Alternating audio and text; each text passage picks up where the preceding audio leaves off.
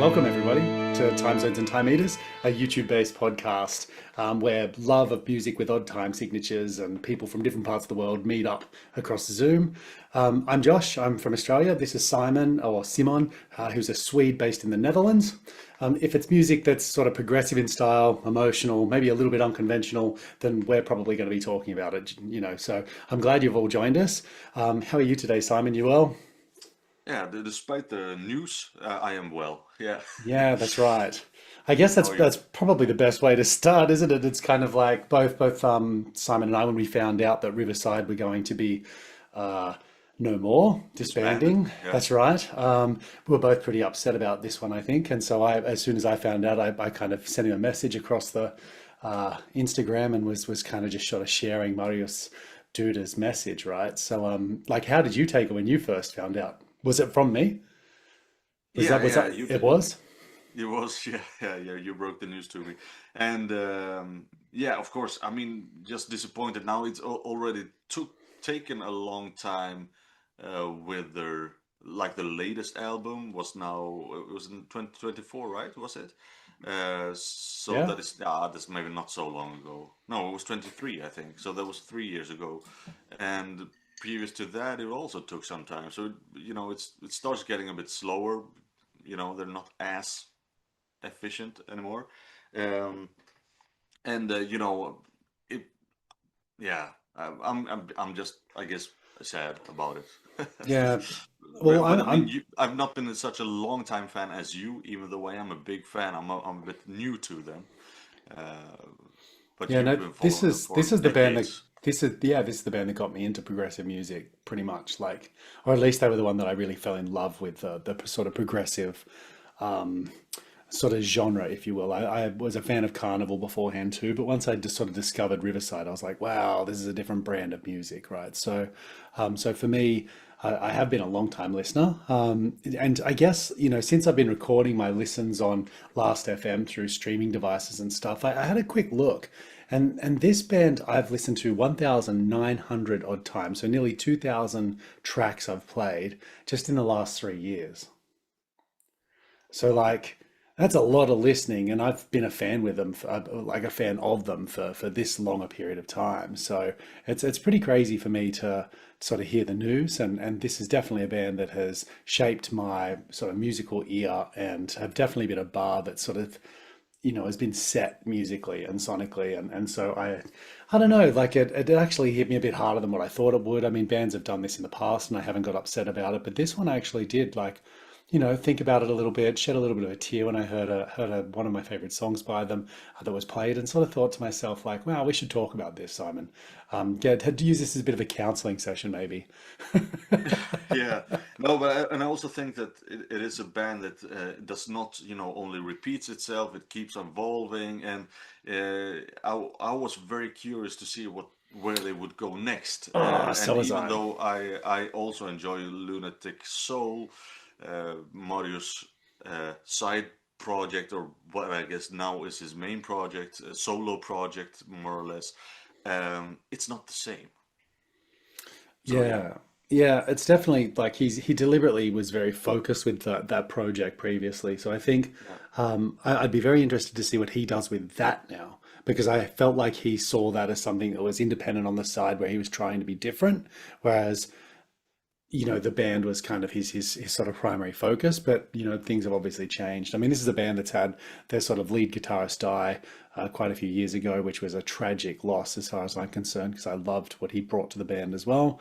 And then obviously disbanding however many years later is pretty sad thing. So, I mean, look, when I found out it was on YouTube, no, it wasn't. It was on, I think it was on Facebook. Maybe I saw a message that was posted by Marius on his sort of social medias, which just kind of basically said that, you know, Yeah, he that he posted was, it there first, and indeed, I don't have Facebook, so I didn't see it. yeah, And then he described it as the latest Lunatic Soul album, which is about a toxic relationship. Actually, is about, I guess, with someone in the band, or maybe, yeah, because he says that about he's. the band sort of breaking and stuff. Yeah, Yeah, but on the other hand, he says that it's cool with most members. So there is someone there who is not so cool with, and seeing that the drummer Piotr Koziratsky, he said, "How can someone who didn't start the band break it up?" That's interesting as a response to this. So I guess that yeah, Yeah, I Marius also and Piotr don't get along. yeah, maybe, and I also read that this is something that people within their circle knew was coming, and they've known from the beginning of this year. But obviously, us, you know, plebs in Australia and the Netherlands had no idea. So what we wanted to do today is in sort of honor of this fantastic band and the musical works that they've done, both Simon and I were going to give a recommendation of a track from each one of their albums, and just sort of discuss just lightly, what we love about these tracks and what we thought this, like the impact that they've had on our lives in whatever way, or maybe just comment on like how rock and the music is. So Yeah. we haven't really spoke about how we were going to attack it, but my thoughts were maybe we could start with just their first album. What do you reckon? Yeah, And let's then just just do it chronologically. yeah, so One track per album. Yeah. yeah, perfect, awesome. So how's about we start off with their first album? Did you want to take the lead, my friend? What's Sure, sure. Yeah, and I mean that I think is a superb album. So it's a difficult task. I think this was a difficult task just overall. There's so many good songs. Uh, First, I was leaning towards the finisher because like it's such an onslaught, that album. It's a very metal album, you know. It's very rough, or rough. It's not rough. It's the production is super, but it's like you know, it's kind of harsh, you know. It's lots of heavy stuff in it, and then the finishing track, "Okay," is such a, you know, mellow thing. You know, it's like you have a big ass battle on, and then the battlefield is empty, and you're just standing there, and it's, you know, you're cold and it's hurt, but at least it's calm. You know, that's a little bit how I feel about the ending track there. Um, However, in the end, I think that the opening track is in the same river. I think I have to go with that one. It's just you know, it's 12 minutes of, you know, epic Riverside. It has everything. It's a great opener. You know, I think I would have to go within the same river, but yeah, with okay as a, you know, close runner up. second. Yeah, Yeah. okay. Well, I agree. The Same River is amazing, and I think this album is a sensational one. So I don't know if I mentioned it. I think I might have said just the first one. We know what we're talking about, but for those that don't, this is the album Out of Myself, and my favorite track in this is hands down, without a shadow of a doubt, In Two Minds. And the interesting thing is it's not particularly progressive. Like it's not really, but this is a song that just has so much emotional depth for me, and it just resonates and hits so hard, and I just think it is a beautiful, beautiful, beautiful piece. And so I think that's the cool thing about this album specifically is it has, complexity. It's got, high emotions. It's got ups. It's got downs. It's got something that's sort of chilling at times, and then at other times it's got something that's really beautiful. And I think In Two Minds is up there with one of my favorite songs of all time by this band. And I think if you were to check out this track, it'll give you a certain vibe, which does continue in some of their later works as well, which is that sort of acoustic, lighter, maybe more accessible, very beautiful uh, track that would showcase like Marius's voice as well, and just how much emotion he can sort of supercharge a track with. So I'd sort of start with that one. Um, did you have it? Do you like it? What do you think? Did you want to talk about it, or Yeah, do you? yeah, I don't consider it a standout track on the album, but I like everything on the album. So, you Yeah. know, any choice is legitimate. I I think on this album. I mean, Yeah, and I think that's it, isn't it? Is we're both probably going to pick some very different things because we do have a different taste in music, but in saying that, it's definitely a strong album. And for me, just the feels like In Two Minds just punches me in the heart every time I hear it. So, we should um, also say that we also had made an album ranking in the past of this oh yeah, band, where yeah, we just, you know, rank the albums. So yeah. You and can it's fun to get to come back to this now and see. I'm curious to what your choices are. You know. yeah, and to Yeah. see whether or not we disagree with something we might have said in the past too. Hmm. The next album was Second Life Syndrome, And this was my introduction to the band, kind of, right? Like this was the big one, and this is where I remember just listening to this and just thinking, "Oh my God, like this is special." I still rank this album as one of the best albums ever written, sung, performed. I just cannot really fault this album. I think it's an amazing work of art. What would you say is the number one on Second Life Syndrome, my friend? Uh, I would say the title track. It's my favorite track by them. There's great stuff on this album, but the title track, what is it, 15 minutes of, you know, it's just otherworldly. Outer, what do you call it? Otherworldly. It's not of this world. It's such a special song. I think, and I also have to agree that, I heard it at the time where, some major things was going on in my life, so it also has like an emotional connection to me. But I think, for a reason, that song got stuck with me at that time, because that is also a very emotional song. And while it has that, it has a lot of musical complexity, that just is jaw dropping, I would say, like rhythmic wise, and also like the how the tone sequencing, really has like this eerie, progression in yeah, sorry, I'm having a hard time using anything else No, but it's hard to superlatives. explain. It's Yeah. super hard to explain. Like this is a I would agree. Number one, like this is probably the best song they've made. Like at least it's up there.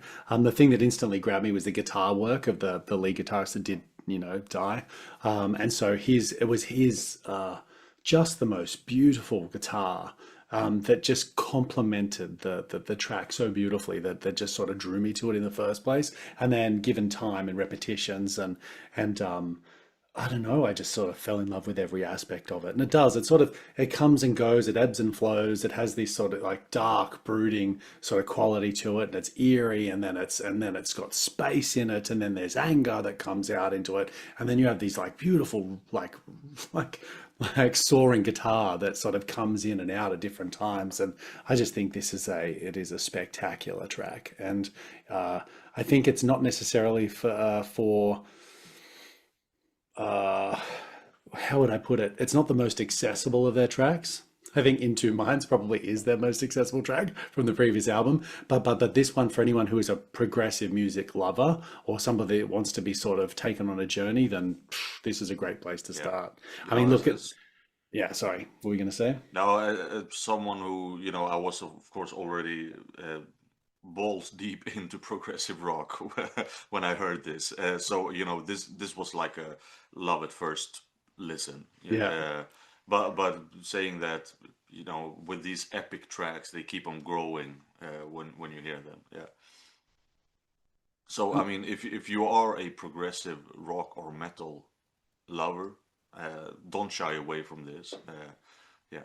Yeah, no, far from it. And I think this is um I don't know, this is probably their opus, isn't it? It's their greatest piece of work. But I'm not sure. There's some that are very good as we move on to. So the third album was Rapid Eye Movement. Yeah, that's right.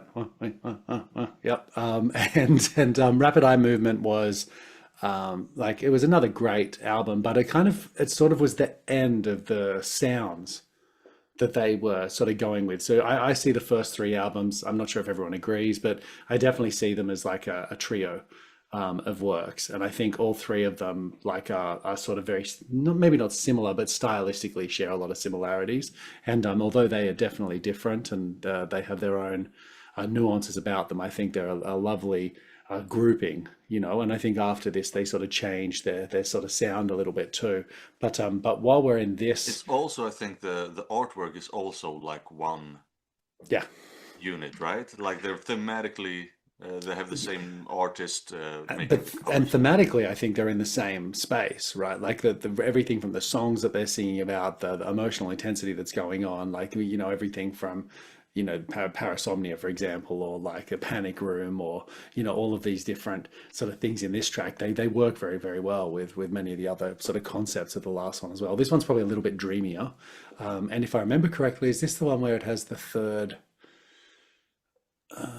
Maybe it's not. That is what I enjoy with at least yeah, these early Riverside things. It is like being stuck in a fever dream listening Yeah, to it. yeah, yeah, and it definitely has that sort of metal quality about it. Whereas they end up a bit more sort of art rock and sort of prog rock later. Whereas I think this stuff definitely has that sort of prog metal vibe as well in terms of Yeah, just the but soundscape too. like my favorite prog metal is that it is not only metal. That's right. I mean, but certainly you couldn't classify some stuff on here as anything else but metal. Yeah, and it's got that atmospheric, sort of soundscape really, and it's very Yeah. atmospheric. It's dense. There's Yeah. lots of background sort of stuff happening as And well. I believe that I came across like Second Life Syndrome. Okay, we're digressing here, but because through Reddit, uh, because there was like a thread about Floydian metal, Yep. you know, and I think that's a good description of this era of them. That it's because it is really, this Pink Floyd "Wish You Were Here," that kind of, which is my favorite Pink Floyd era, but then with the metal as well. You Mm. have these soaring, gu- you know, of course you have Piotr's um, Gilmore-esque guitar works, but then you also have the heavy riffs that Pink Floyd, of course, doesn't have. Yep. So yeah, It's such it a really beautiful is magical. juxtaposition. It kind of just works, doesn't it? Yeah. Yeah, What's your yeah. favorite track on this album? This On one's a Rapid Eye hard one. Movement, Yeah. yeah, well, I think I did not. It is of course the more you listen to an album, the more difficult it gets. This one is not the one that I've listened to the most out of these big. O2 Panic Room is my favorite one. I think that a lot because of that hypnotic riff. It Yeah. has this repetitive. It's like you're being set in a trance, and then things is going on, but the riffs keep on repeating itself. Oh, Yeah, look, this one's hard, isn't it? Like, I mean, the Ultimate Trip's the big progressive thing on this, and I think that's up there for me. It's the 13-minute one. But I think I'm probably going to pick Embryonic. I don't know, like it's my most played like song by them on this album, I think. It's the one that I would put on multiple sort of playlists if I was doing a best of Riverside sort of thing as well. So although it's very close, I like Cybernetic Pillow as well. I think that you're right. Panic Room is good too, but I think I have to pick Embryonic for just all the reasons we were talking about this album. Like I just think it does all of that stuff.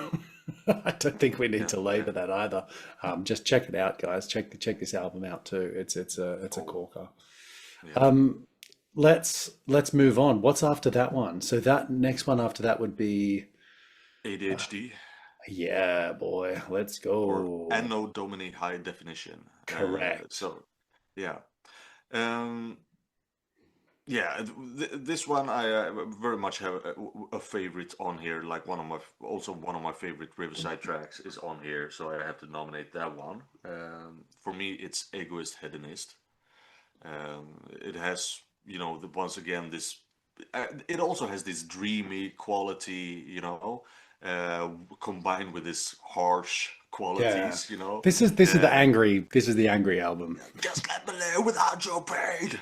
It's uh ah, it's awesome. Yeah, yeah, yeah. Which one is your?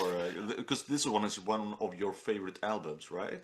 From It's right if I up there. I could think, recall it, yeah, I it's think not your number one, Egoist but Hedonist is very good. But the reason that I rank this album so highly is the song Left Out.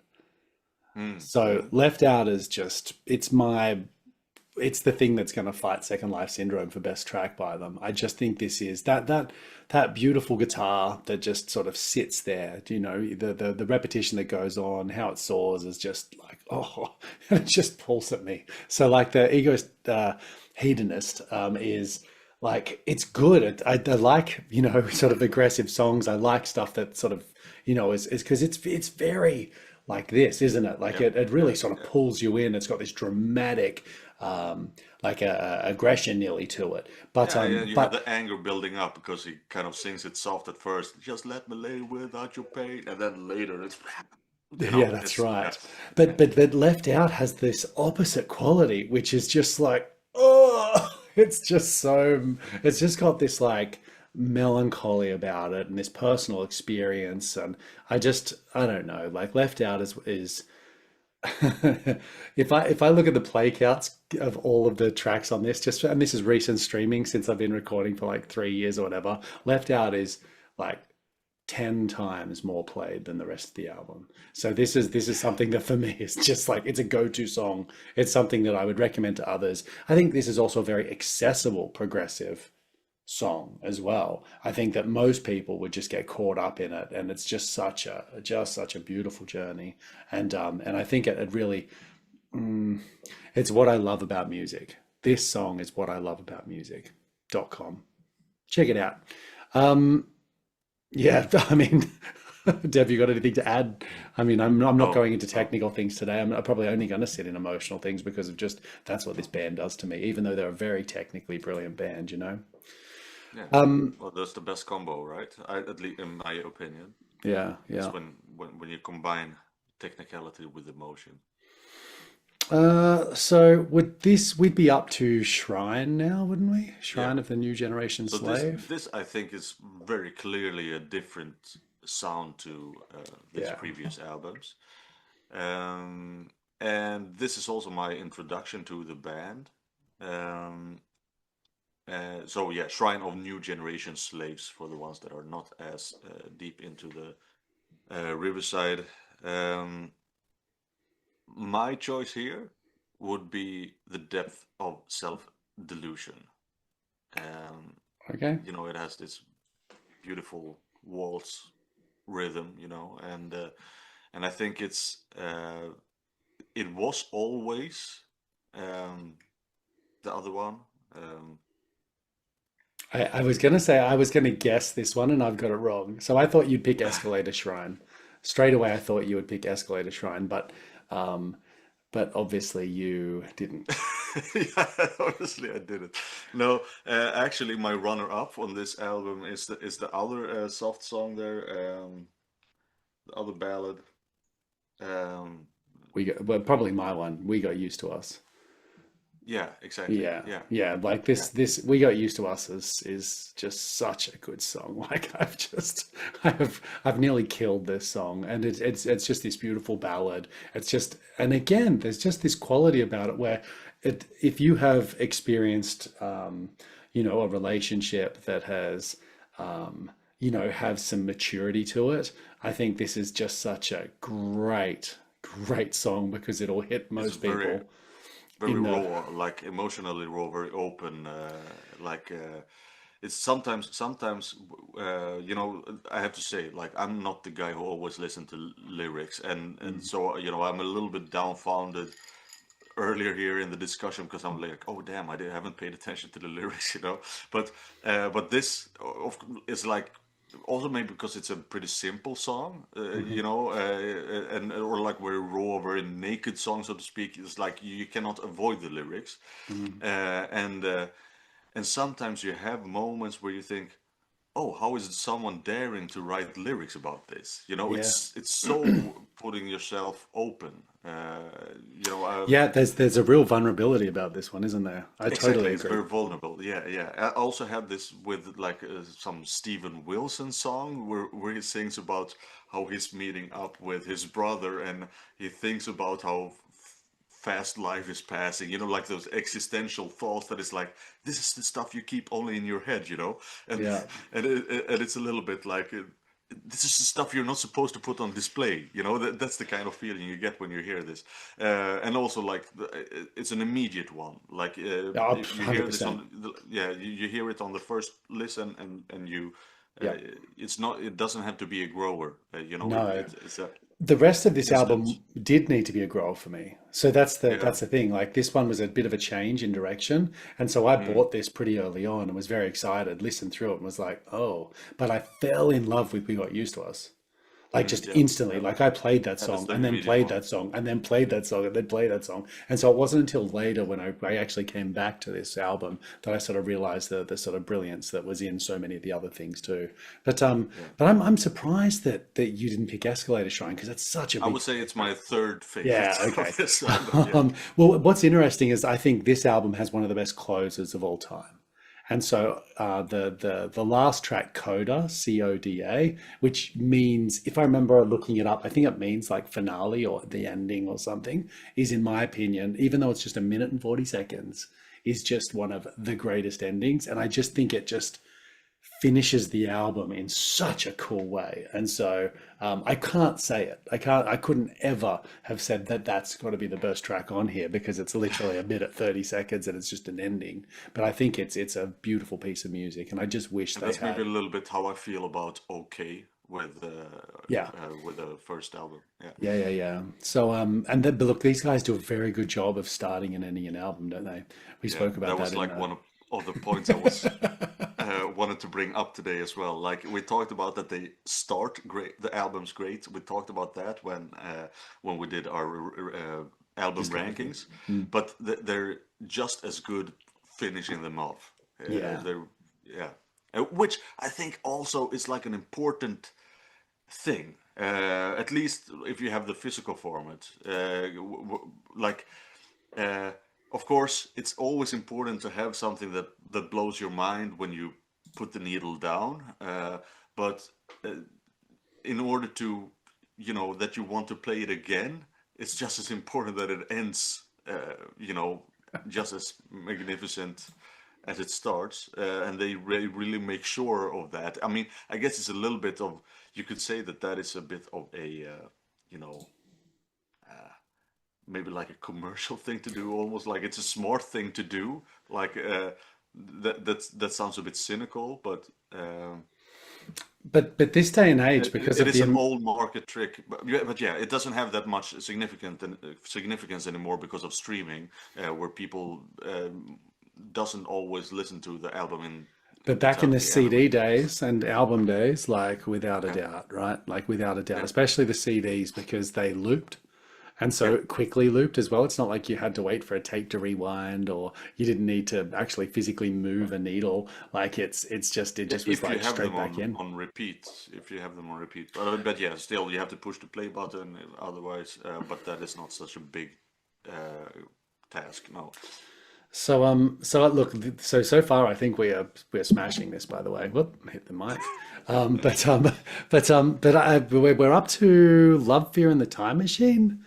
Hmm. 90% sure that's what's next. So Yep. I'm at Yep. least in my head that look, we didn't prepare for this very much, like, or at least I didn't, Simon, just a heads up. But just because I know the work so well. But Love, Fear, and the Time Machine is such a cool album. And I love this. And I have two that are very close. Um, I think I have to give it to Lost, and it's in parenthesis, why should I be frightened by a hat, or like that's the title of the track. But I think this is their best song or track on the album, although I think Time Travelers is a close second for me. I really love that. But they're look, Lost is great.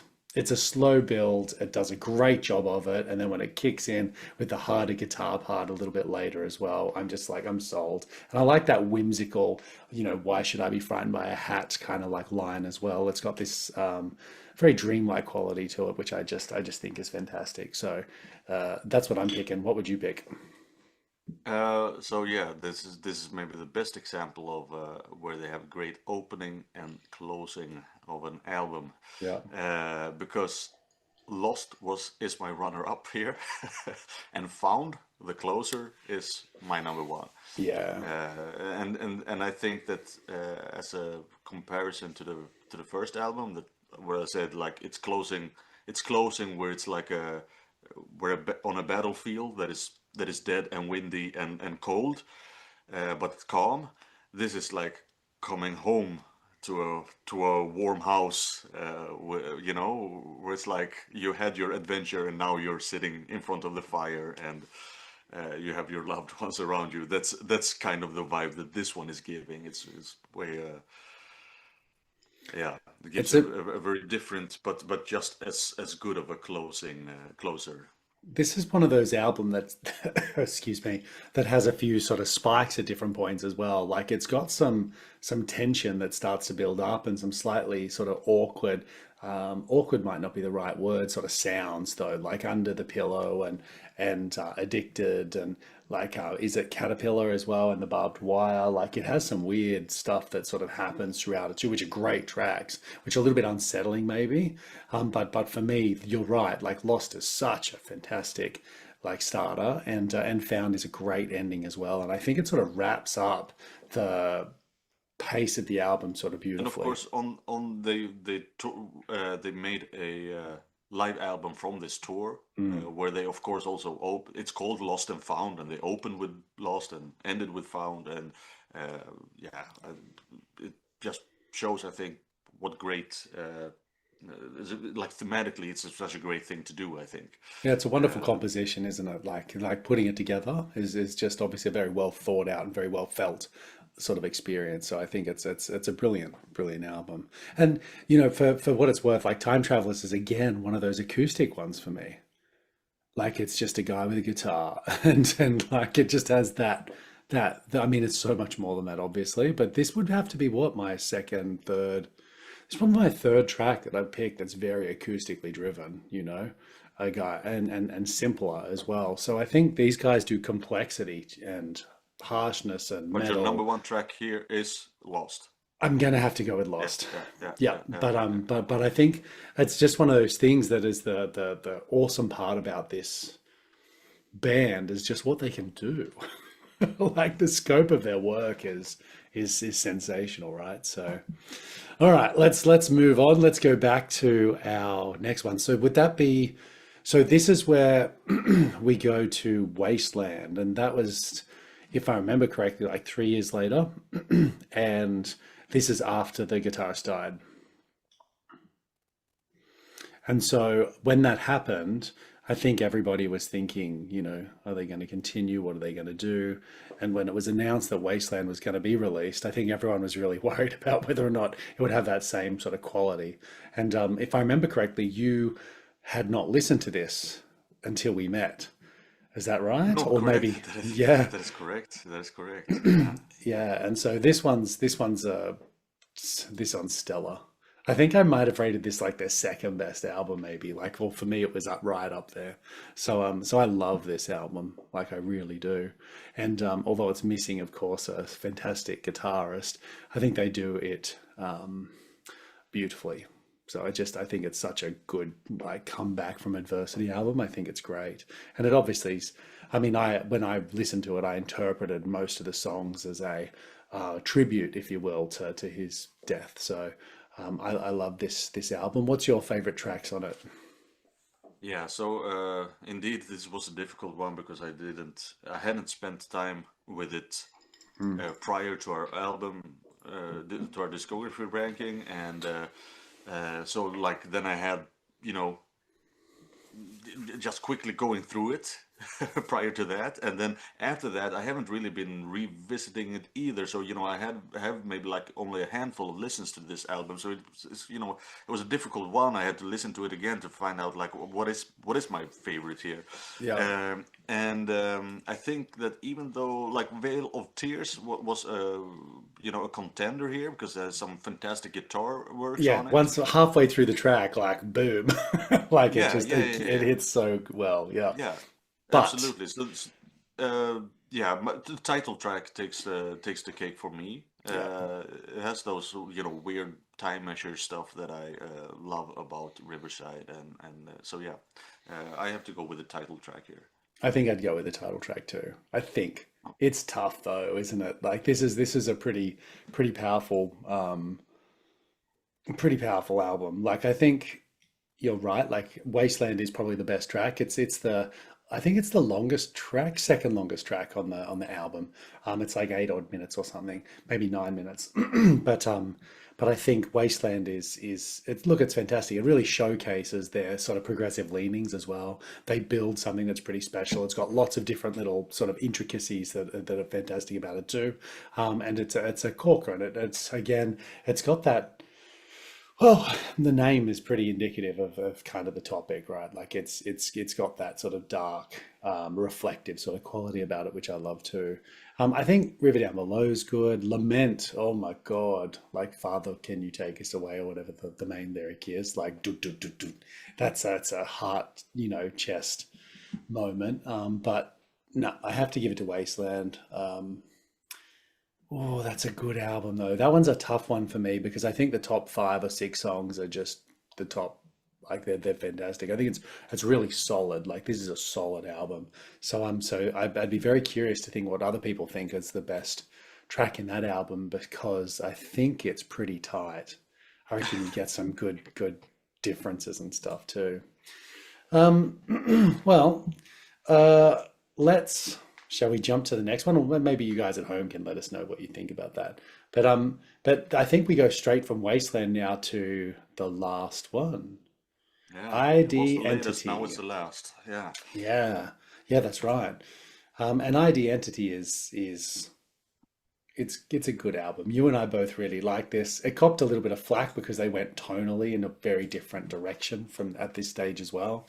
But but I thought this was a masterclass in having a crack at something different, right?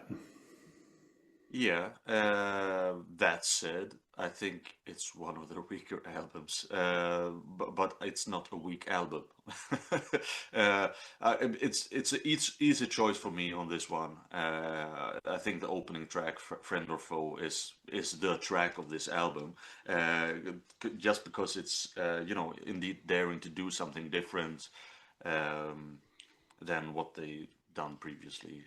Whereas maybe I feel like the rest of the album is a bit more formulaic Riverside stuff.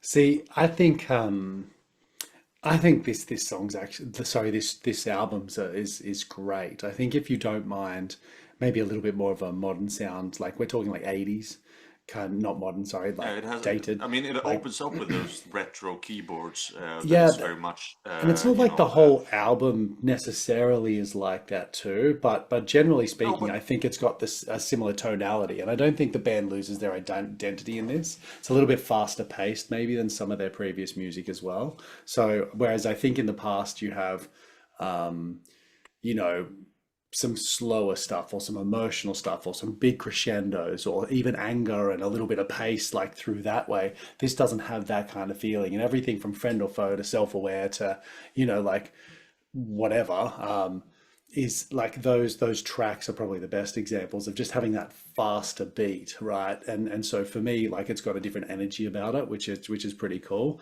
But I don't know, the place where I belong, is like the 13-minute track in this, I think is like I love it. Again, I like the duality of it in that the first half sounds very different to the second half. I love that the second half kind of hits me in the feels a bit too. And it's I don't know, like there's this. I think the biggest critique of this album is it feels a little bit maybe contrived, like, but I believe that this is a what do you mean? What state do you mean? contrived in terms of like it's kind of stereotypical topics that maybe don't date as well. So we're talking about technology and the need Yeah. for like not keeping up with the Joneses and this like anti-social media vibes and like all sorts of things that goes on about like all of the external pressures that the world has on us as individuals and the technology specifically how it just amplifies these expectations.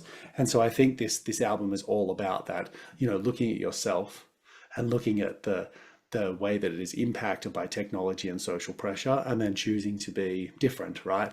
And so I guess for me, I love the place where I belong because I think they do a good job actually of addressing things that I myself have found confronting as well, whether or not that's I mean, it's been a little while since I've listened to the track. I probably should have before I brought this up, but we're talking about this idea of, I'm sick and tired of you guys telling me how to live my life and what and to be the measure of my success. And I'm sort of sick and tired of, having to achieve and to be the best version of me and to, go out of my way to, sort of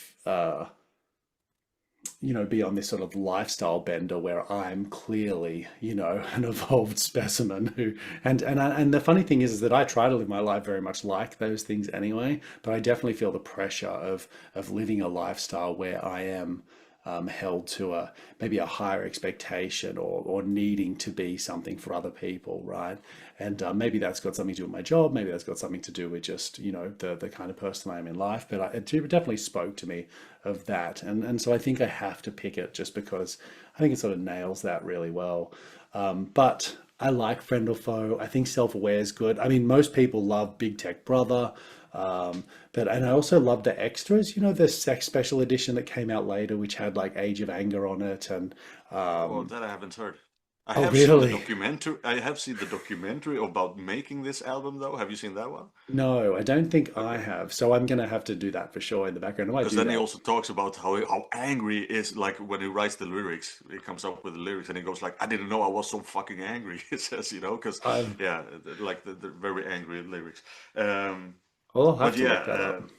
yeah. So look, so there you go. I think that's what I have to put it on. I have to put it on that just I because have to I look at it again. I have to watch it again and see if I can find any animosity between the oh the yeah, between the drummer band and him. members and stuff too. I mean, look, that's probably the it's I think yeah, now that we've done sort of our favorite sort of tracks from each album, I think this is the interesting thing about this band is that they're just I don't know they really significantly impacted or just maybe spoke the how I felt at different times, and I think that's the sad thing about this sort of splitting or whatever as well. But in saying that, Mario Studa is still continues to write music that moves me with his lunatic soul stuff that he did previously, as like just recently too.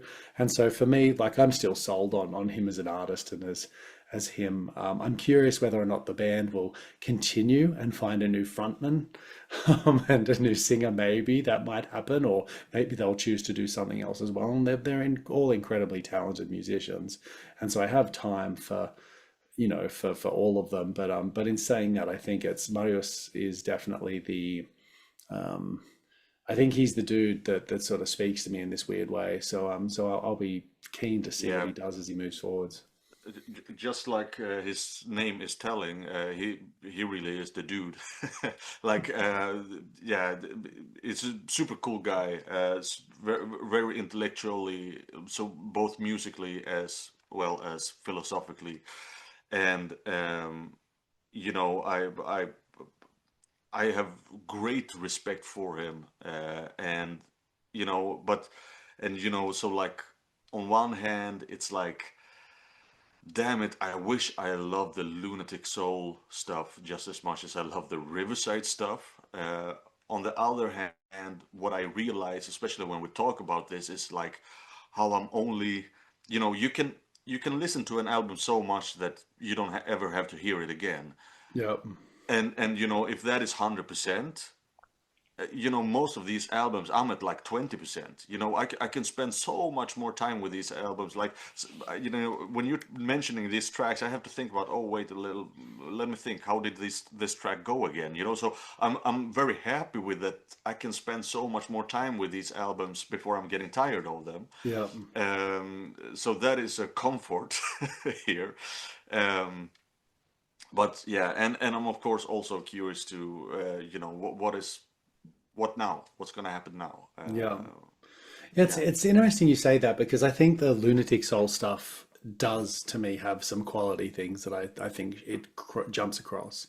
Like I really do. I think some of the best of Lunatic Soul is up there with some of the best of Riverside. I do think that's the case. However, it is different, and I think he was deliberately trying to be different. And I think each one of these projects is very much about like a certain style or a certain pace or a certain, like sort of thing. And the Lunatic Soul stuff, like he deliberately tried to have a more digital sound, and then he tried to have a more analog sound with like didn't have a guitar in it, and so the Through Shaded Woods or whatever it was called, the album, like that is a corker of an album, but we're talking it's all like bass. We're talking what's it Maybe called? that's it. Maybe it's because I really enjoy the guitar works of Riverside, and yeah, indeed, that is what you don't have in Lunatic Soul. Yeah. And not until the last album where he did introduce his first like proper Oh, guitar. okay. And but that's it, right? And so I think that's, I'd be very interested to know whether or not he continues that. And I get the feeling that he would branch more into the world we have seen him do with Riverside and do something that's a bit like that too. But who knows? He's a creative sort of soul. I also just wanted to say Oh, as well, just before I forget, because I probably will otherwise, is that what I love is that so much of this content that he sings about, whether or not that's Friend or Foe or The Place Where I Belong or Together Again or, from the last album, or whether or not it is, Lost, or whether or not it is Left Out or Second Life Syndrome or all of these things. There's always this quality about sort of rising up and acknowledging where you are and being aware of who you are and what's going on in your relationships and stepping up, and so I sort of, there's this part of me that just kind of goes, I'm really glad that you spoke up. I'm really glad that you have chose to go your own ways and tried to do this in a sort of amicable way. At least that's what it seems like to me.